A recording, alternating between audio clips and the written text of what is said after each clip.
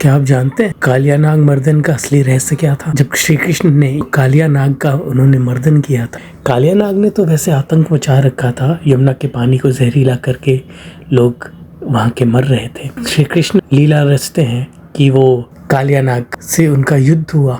युद्ध करने के बाद आपने देखा होगा कि वह कालिया नाग के फन पर ऊपर खड़े होकर के तांडव करते। तो उस तांडव का अर्थ क्या है? आपने भगवान श्री हरि विष्णु को देखा होगा, वो शयन करते हैं आदि अनंत शेष नाग पर और उनके ऊपर फन विराजमान होते हैं। उसका अर्थ ये है कि वो अनंत हैं पर वो गर्भ में है।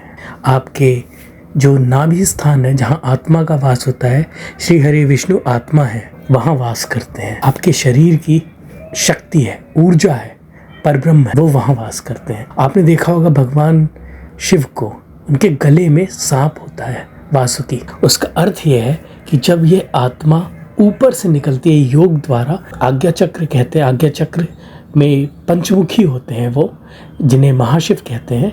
जब उससे ऊपर आते हैं तो वहाँ पर इदा पिंगला और सुषुम्ना मिलती हैं, उसे मनस चक्र कहा जाता है। तो यहाँ पर आदि शक्ति और शिव का मिलन होता है, इसे शिवलिंग स्थान भी कहते हैं। और यहाँ पर ऊर्जा शून्य होती है, बिंदु स्थान कहा गया है, मनस चक्र कहा गया है।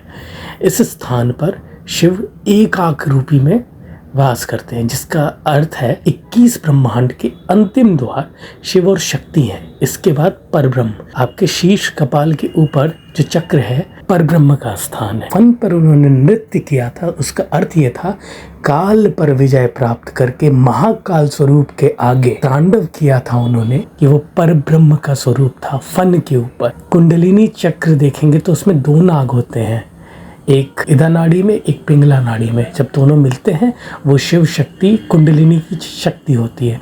उसके ऊपर जो होता है स्थान, वो गरुण का स्थान होता है, जिसे अस्तोमा सदगमय तमसोमा ज्योतिर्गय मृत्युर्मा अमृतम गमय। श्री कृष्ण ने बताया था कालिया नाग के ऊपर फन पे खड़े होकर के कि काल, महाकाल, अनंत काल, सबसे ऊपर परब्रह्म के स्वरूप का दर्शन दे दिया था। इस कुंडलिनी शक्ति में आदि वो ब्रह्मा यानी पूंछ उनकी, मध्य में विष्णु आज्ञा चक्र पे, उसे शिव अंत स्वरूप माना जाता है कि इस ब्रह्मांड में शिव, इस शिवलिंग में, इस ज्योति में आदि, मध्य और अंत शिव है। और उसके ऊपर परब्रह्म स्वरूप नारायण, जिन्हें अनंत कहा गया है।